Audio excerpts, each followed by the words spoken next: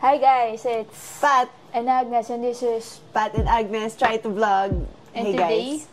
tayo ay mag-answer ulit ng mga questions kasi we felt na gusto niya yung mga ganyang bagay. So, gawin natin ulit. Let's go! Nagpa-Q&A ako sa Instagram the other day asking, mga baby gay, what is something you'd want to know? Ano gusto niyong advice? Ganyan. So, let's start. Question number 1. From Secret. How to move on from your first LW heartbreak.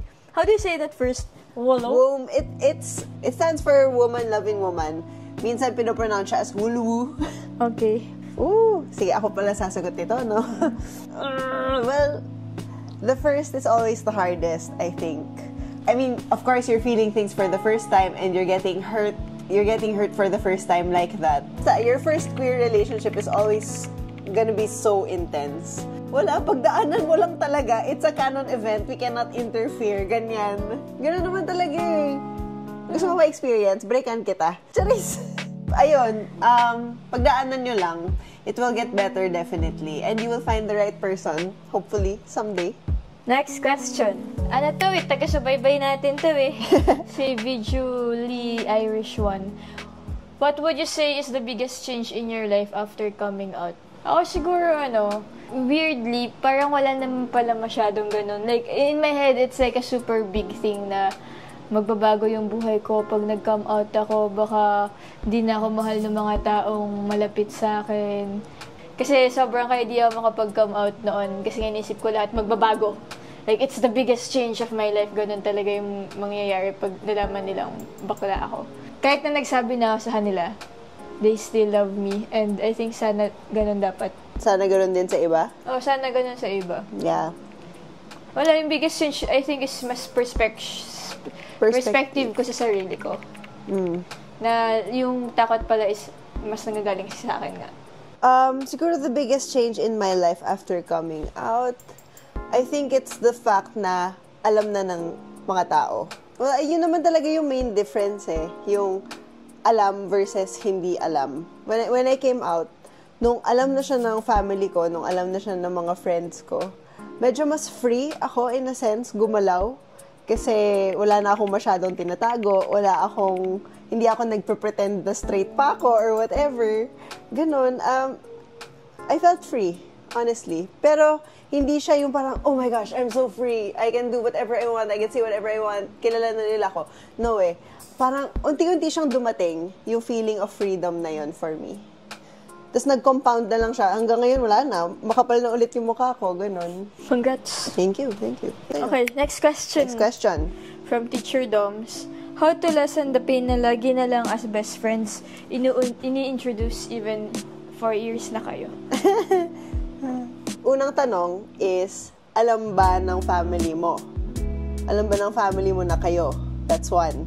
Kasi, if alam na kayo, shucks, ouchie naman talaga yon. Sa totoo lang. Ouchie naman talaga yon. I think yung sinasabi mo kasi is kung ini-introduce ka ng mga kakilala, like your parents introduce your partner as best friend. Ang inisip ko kasi dito pagka-interpret ko naman is, ang pagka-introduce pa din sa kanya ng partner niya to everybody else ay best friend. Magkaiba tayo ng pagka-interpret. Okay, yung sa akin, yung perspective ko is, like sa parents. Yun kasi yung nangyayari sa akin eh. Sorry ah.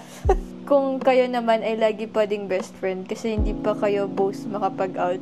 And that's the it's the easiest way to introduce your special someone. I mean, kami din naman, doon kami nanggaling din eh, na best friend, ganyan. Which is totoo naman, and I hope na best friend mo pa din naman yung special someone mo, diba? So, in a way, it's not really a lie. It's still the truth. But, gets ko din na parang it's not the fullest. But if you think about it naman, yun nga, parang iba-iba tayo kasi ng timeline ng pagka-come out. So, hindi pa siya, like, I know, may mga kilala akong medyo ilang years na, like, takes them decades din bago magsabi sa mga closest people nila. So, like, may kilala din ako na parang it took them, like, a week or 2 weeks, tas nakapag-come out na sila. So, iba-iba talaga, sin sobrang extremes. To lessen the pain, I think, kailangan nyo lang din siyang pag-usapan. You have to talk to your partner para unravel yung feelings and you guys can like tackle it together. Kasi kung hindi nyo naman mapipilit na, ay, kailangan nang hindi sabihin yung best friend, hindi siya mapipilit agad-agad. Okay. Next question. Galing kay ira.q18. How to be practical and rational when it comes to choosing a life partner? What do you mean by practical and rational? Like, dapat ba yung mayaman? Yung kaya akong iangat sa... ako meron na siguro practical and... Okay. I mean, kung ganito natin i-interpret yung practical and rational, dapat green flag na person, not red flag. I think, listen to your closest friends. Tama. I think, sabi na natin to before, di ako sure Pero kasi pag nasa in a relationship ka, pag sobrang in love ka, madalas clouded yung judgment mo, like, lahat na lang ng pwedeng excuses ibibigay mo, but your closest friends and your closest people, your kapatid or kung sino man yung pinaka-close sa'yo, when they say something na parang wag ka agad ma-offend, like, I think they're just like looking out for you. So, makinig ka din sa kanila. Parang ganun. Madalas yung red flag, hindi mo nakikita yun. Tama. I mean, it's a thing, di ba lagi? Parang ang nakakita lagi ng red flag ay yung mga taong malapit sa'yo. Hello? Hello, yun na naman siya. Hindi naman. Minsan lang naman yun yung ginagawa. May mga ganun. Madaming alibay. Next question. Galing kay else.diaries. Is it okay that both my girlfriend and I are scared about our futures? We'll graduate next year and we're a little scared that we might not be financially stable. Okay, bisagot ako dyan. No one is financially stable after college. So it's unless normal, blessed ka at may generational wealth ka. It's normal to be scared of your future, especially kung mag-graduate ka. I think yun kasi yung sinanay sa atin ng buong school system na may parang everyday routine ka. Kung may problem ka man, part siya ng routine, tas lagi siyang may hinga. Di ba parang, okay, yung exam, ganyan. Yung baon ko, bitin na, pero magkakaroon din naman next week. May laging parang cycle. Tapos yun yung parang biglang mawawala. Pagka-graduate mo, like, what is next? This? I have to figure it all out on my own? Wala parang nang ganung sitworks. Hindi na pwede ano mag-take classes pag anong as in lahat. So, it's normal. Ma-overwhelm. So, yung iba nagtitake muna ng break. But if you're that someone na workaholic or excited to work or kailangan din talagang mag-work kasi needed siya financially, go do it scared, sabi nga ni Pat. Yeah, I think gawin nyo lang.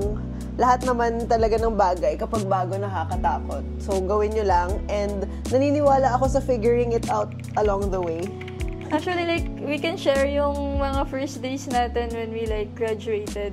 Kasi, nag-intern, so nag-work na si Pat noon sa office nila. Tapos, ako, nag-intern ako doon kasi same na gusto ko din ng scoring. So, what we did, para makatipid, may isang studio. Smaller than this living room. Yeah. Like, much smaller. 2/3 of this living room. Yeah. Apat kaming nag-share sa isang ganun na studio sa Makati. Para tipid. Kasi lahat kami sa Makati din yung mga work around that area. So, apat kami na may mga bed. Kutsyon? Kutsyon lang. Ayan, kutsyon lang. Ako nun, wala akong cabinet. Lahat ng gamit ko nasa luggage. Yeah. So, gusto ko lang sabihin ay, pag binabalikan ko kasi yung kung paano nag-start noon, tapos looking at how we got our condo now and how we are now, parang, minsan talaga di mo pwedeng skip yung level 1. I mean, sobrang blessed mo. Yung mga taong may mga dyan, like generational wealth, family business, ganyan. Pingin naman po. Pero yun, I mean, kahit anong gawin mo, meron talagang level 1 and okay lang na pasukin siya. And actually, you're blessed right now na you have someone to do your level 1 with. So yun, enjoy the journey. It's fun and wala, kaya talaga siya. Yeah, darating din yung araw na babalikan nyo yung starting out days nyo. Tapos parang, wow, grabe, pinagdaanan natin yun. And we did it together. Alam mo, nung bumili tayo ng una nating cabinet, yung tig ko 500 pesos sa Lazada. Yung binubuo siya. Kasi yung binubuo na plastic. Plastic. Tapos saya-saya namin binubuo yun. Kasi, shit, tig 250 tayo dito. Tapos bubuuin namin siya. Sobrang sentimental. Nung nasira na siya, di natin tinapon. May isang day, nagising kaming lahat, as in, nabulaga kaming apat na daganan kami ng cabinet. Kasi, nag-give up na yung metal. Hindi nga siya metal, plastic nga lang yata. Metal siya. Metal siya. Nag-bend yung metal kasi ang dami natin ilagay na damit. Tapos yun, hindi na Those siya were the days. nakabangon. Tinape-tape ko siya kasi parang ito yung first furniture natin. Tapos merong time dati, dun nga sa first na tinitirhan namin, lahat kami, wala kaming data. So, ang ginawa ng napakatalino naming roommate, nakuha niya yung wifi password nang nasa ilalim namin. Tapos siguro for Magtutularan. Wag siguro mga, sabi ko pa kasi nung una, parang hindi ako magkoconnect dyan. Integrity. Kaming tatlo nagko-connect. Basta may usapan kami, isa-isa lang yung mag-YouTube sa atin para di halata. Tapos ipatay-kita niya kaming nag-Facebook. Tapos, sige na nga, ano yung password? Going back, you'll figure it out. Okay lang yan. Enjoy it. Welcome to the real world. Kaya nyo yan, guys. Promise. Okay. Kung hindi kaya, kakayanin. From PHXLCRJN. How did you deal with your RS? Relationship. Being kept secret muna. Ay, or siguro yung mga feelings that came from keeping it a secret. Ako kasi yung hindi pa out noon. So how were you when I was there in that stage na hindi pwedeng malaman ng buong school kasi hindi pa ako ready. I denied you din sa mga friends. Kasi parang bakit ko kaya. Laging deny. Being the person na ako yung mas unang na-out sa amin, mas comfortable sa sarili ko at the time.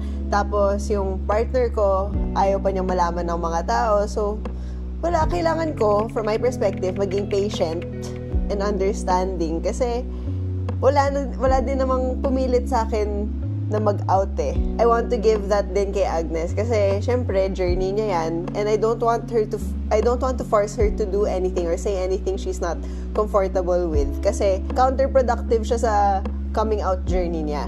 If you guys have to be in the dark for a while, okay lang yun. Just be patient and darating din yung time na magiging comfortable din kayo na maging out. Yun. Nice? Okay, next question. Nice naman pala eh. From PS Mitty. How to know if a girl likes you or is flirting with you? I don't even know if she's straight or not. Solid, you are now in the level 10 of kasi pag sa mga straight, medyo mahirap na nga siya, diba? Pag ka pa queer, may level pa siya na, baka naman friendly lang siya. Baka naman pang best friend. Di ba straight yan? Siyempre, pwedeng mag-best friend na sobrang sweet, diba? So, it's really hard. Ano masasabi mo doon? Sige. Ang masasabi ko dyan ay, siguro alamin mo na lang muna kung straight siya o hindi.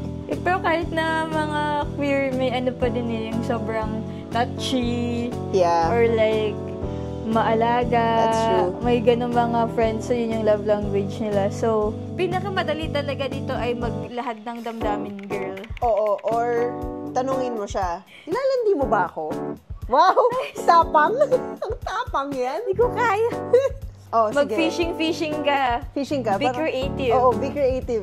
Hard mode talaga. Get a new friend, another friend. So, check mo nga naman ako may crush sa group, ganyan. Pero kasi, yung other way, pero pinakamadali, is if itatanong easiest mo. Pero mahirap. I mean, easiest na in a way na malalaman mo agad yung sagot. Pero mahirap kasi kailangan mo ng malaking courage. You need to be bold enough. Archie agrees. Diba, Archie? Kami nga, dahil mo tanungin kung medyo matapang ka. Baka sa next inuman yun. Joke lang. Next question. Things you wish you knew when you were once a baby gay yourself.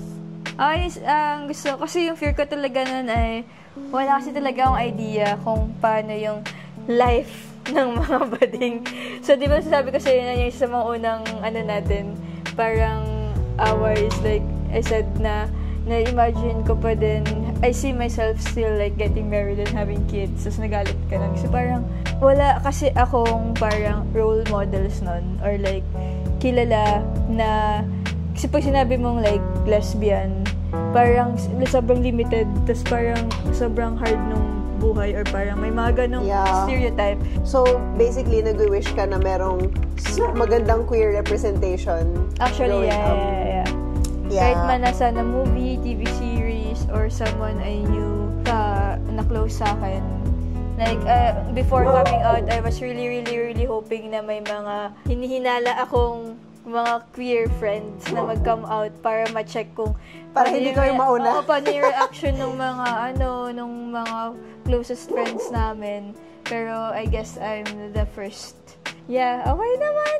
Okay naman pala. So, Archie, come here.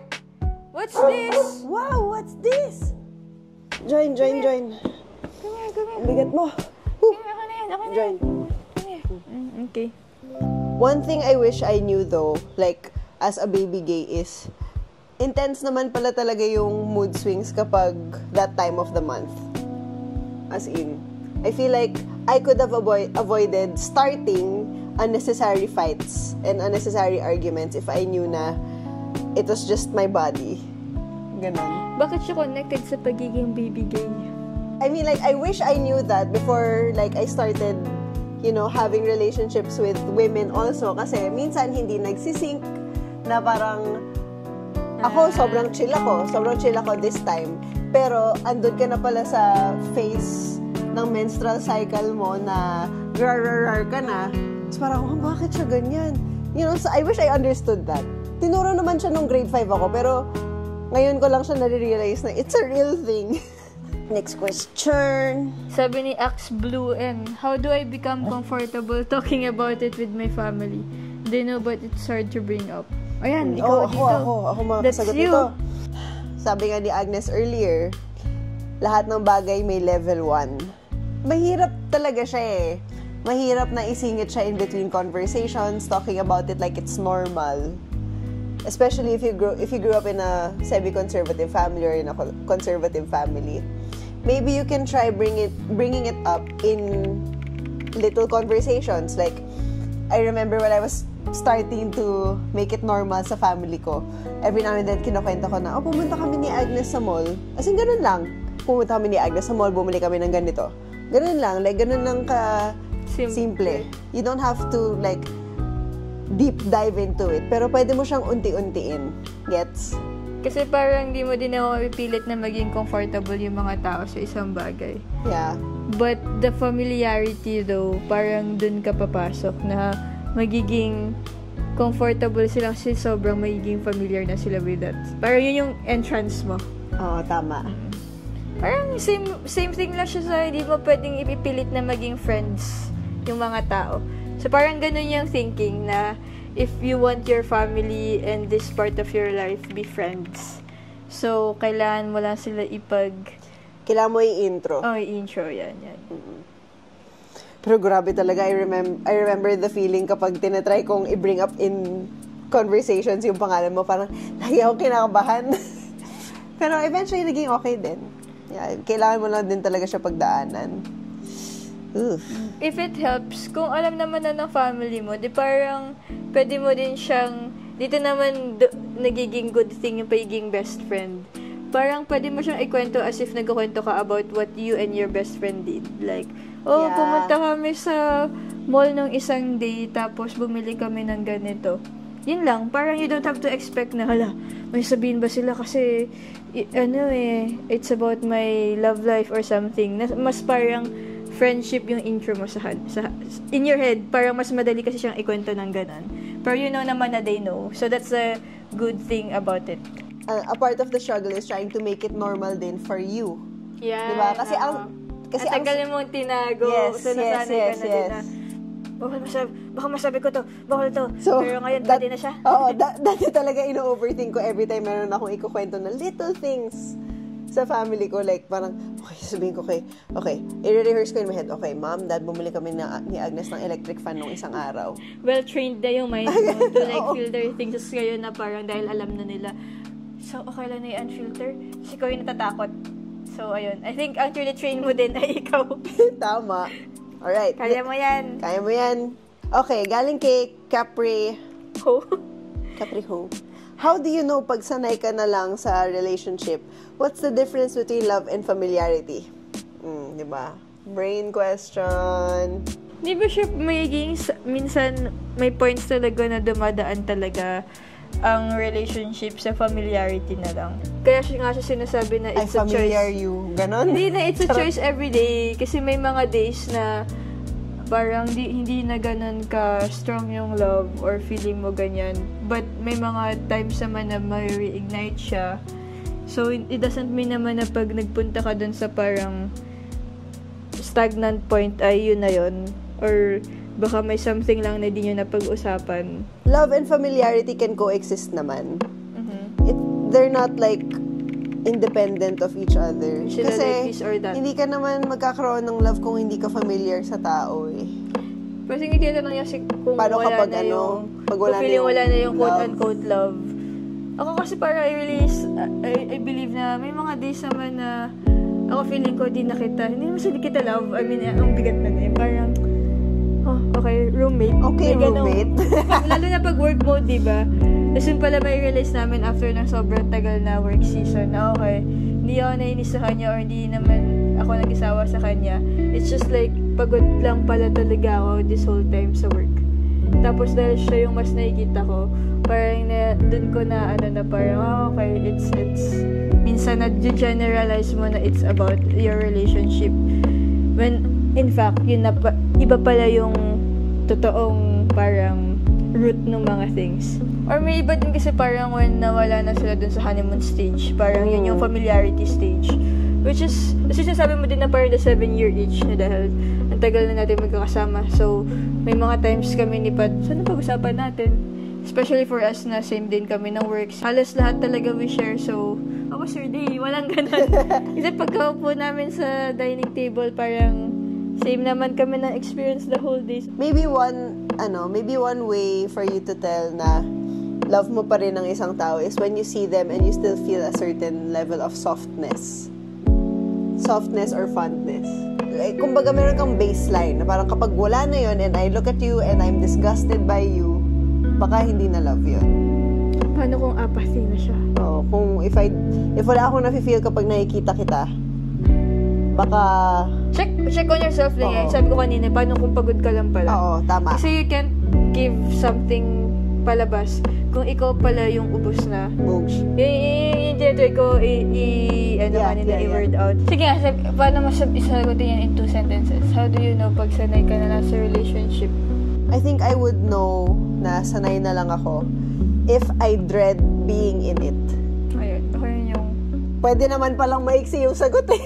Kasi nga, I mean, I just wanna, mamaya kasi bigla silang mag-break. Tapos Oo yun nga, pala. tama. Kaya carefully ko siya sinasagot. Kasi nga, napagdaanan natin yun na parang akala ko, naiinis ako sa'yo. Tapos parang after a while, okay, pagod lang pala talaga tayong dalawa. Tapos it's not, nag-aaway tayo. Tapos pag napag-usapan na natin siya, parang, so wala naman problem yung relationship. So Parang love pa rin naman pala kita. Okay. So anyway, on to the next. Sorry na patagal. Oh, ito na. Sabi ni Dindin Geraldine, Okay, go. what to do when your partner is overthinking? No! Excuse me, ikaw Aside sumagot from dyan. constant assurance. Ikaw sumagot niyan. Hinahayaan ko lang talaga siya ako hindi ko na siya ina-assure. Tuloy-tuloy na siya, minsan nagkasalita, tapos after a while, may realize yung sagot. Galing mo! I think she means na overthinking na parang love pa ba niya ako? Ay, Kasi ganun. ganun ako mag-overthink eh. Parang earlier today, meron kaming hindi pa pagkakaintindihan. Tapos parang inisip ko, oh my God, shit, love pa ba niya ako? Oh my God, ito na, it's gonna be a bad day. Ganun siya in my head. Oh, she held my hand. That's what you did. Oh? Yeah. Okay. Nagganyan ka sa akin, tapos ni-reach ko siya. Tapos sabi ko, oh my God, pati na ba tayo? Hugs help. Ganon, if you guys are together. Or maybe a video call or a phone call would be nice also. Masagot kasi naman talaga sa overthinking ay assurance naman. Oo. In general. Pero kung wala yung assurance, ako hinahayaan ko lang siyang mag-overthink talaga. Kasi, I mean, part of being Pat yun. Hindi ko yung matatanggal sa kanya. So, I think mas what do you do? Be patient. Kasi hindi kita masastop from overthinking eh. Kahit minsan na-assure kita, nandun ka pa din. So, be patient. Gagi. Next na nga. Sabi ni Pixel, how to be gentle to your partner as a mabilis mainis. Uy, ikaw to. Ako sasagot nito talaga. Alam mo, Sagutin mo yan habang inaanoy kita.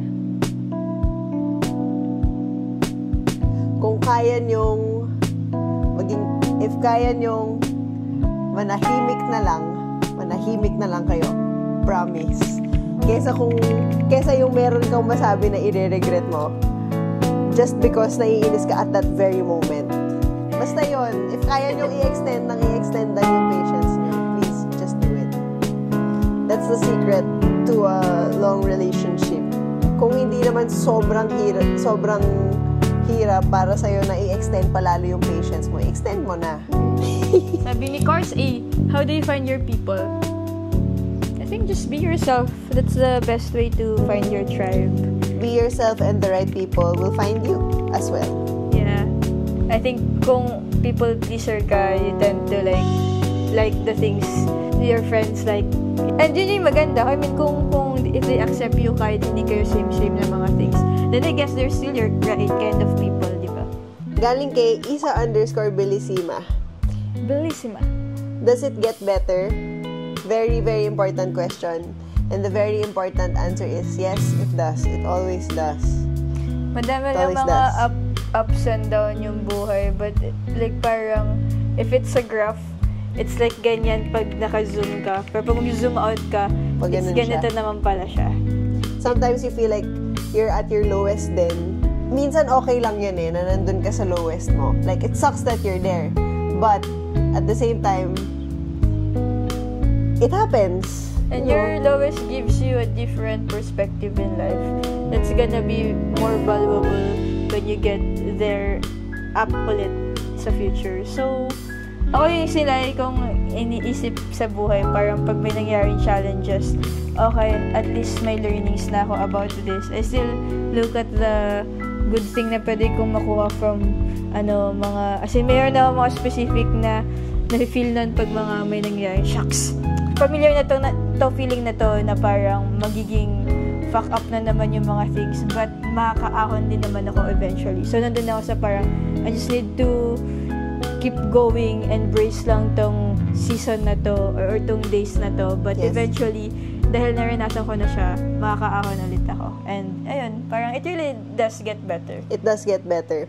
If you're like me, na mas on the negative side na person, na hindi laging positive ang perspective sa buhay, yes, it does get better.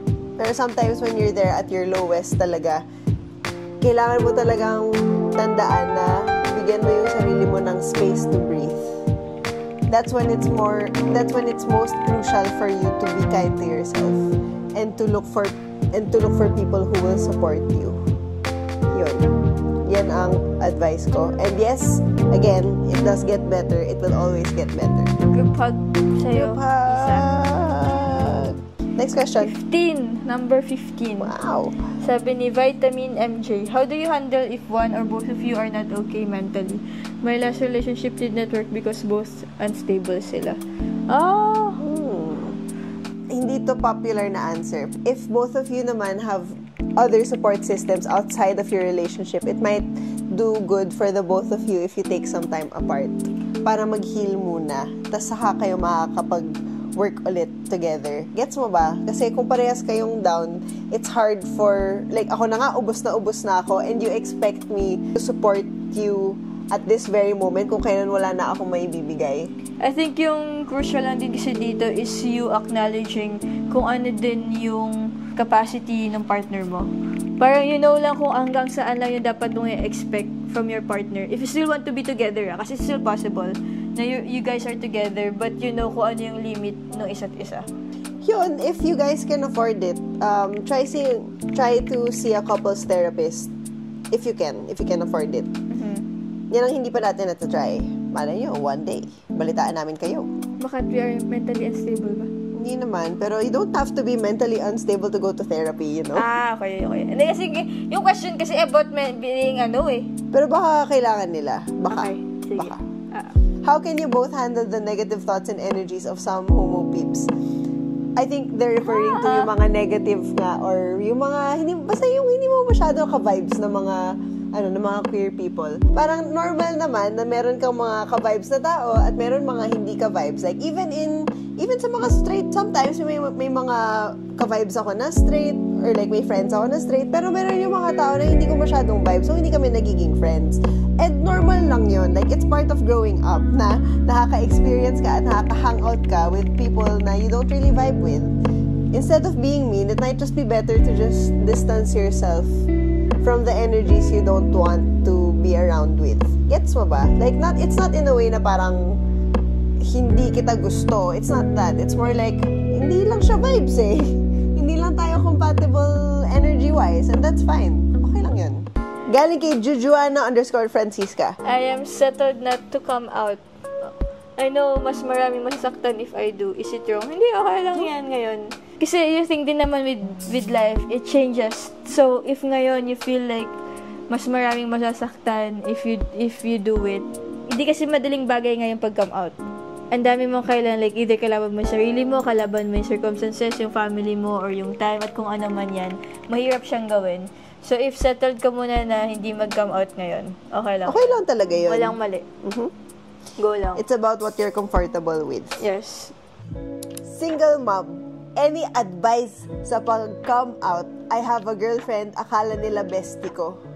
Akala ng friends ay family best friend niya, si girlfriend niya.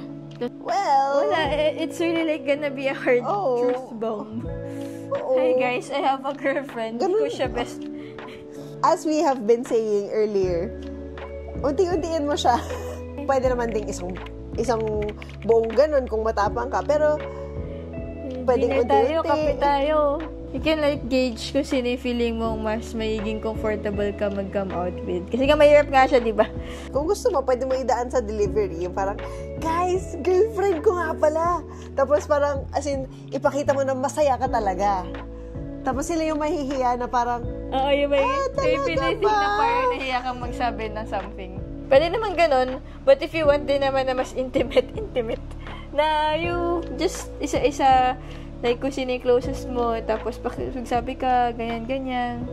If you have a sister, or if you have another best friend that you can come out to, pwede rin naman yun. Good for you. Good for you. Congrats. I mean, welcome. It's never too late. LJLRCSS_. Advice for those who value their religious beliefs so much, but they know to themselves na gay sila. So, ito pinaka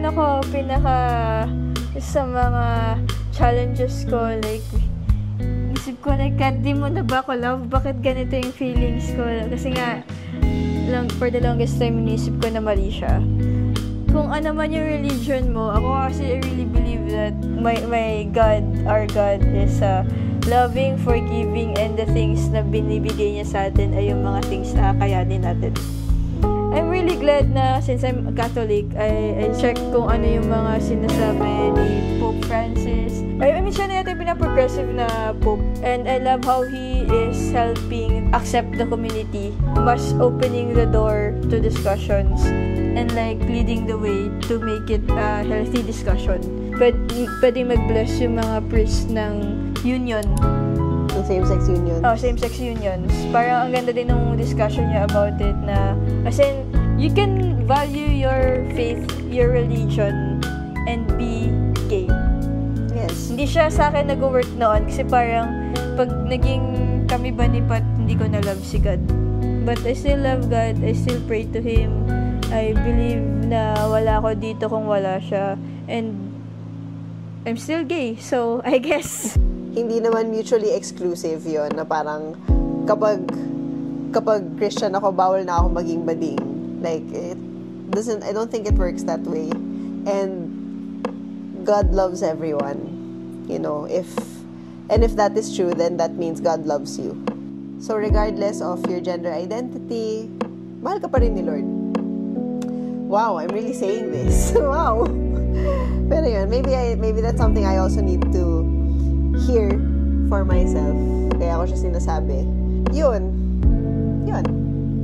Is that okay? Like, I don't wanna be offending people, you know? Okay naman yun, di ba? Okay, sige. And with that, thank you guys sa ating second pangilang Q&A na natin to. I think for this season na nagiging season. Consistent weekly. It's our second Q&A. Right. Yeah. Good job. Congrats. Tumingay, tulog na isa. Tulog ba siya? Tulog na siya. Gagi. Okay, I guess hindi na tayo gagalaw from here. Thank you guys. we'll be doing this again soon, I guess. Yeah, we are. And we're gonna be trying some new things. So, abangan nyo yan. Okay. Bye, Liwanag. Salamat sa pagsubaybay. Bye. See you sa next vlog. Thank you, internet anak. Good night, Aichi. Good night, guys. Tulog na tulog talaga siya, Gagi. Oh, he's awake na. Ingay mo eh. My baby is so pogi. Huwag ka na gumalaw. He's fine there. Good night.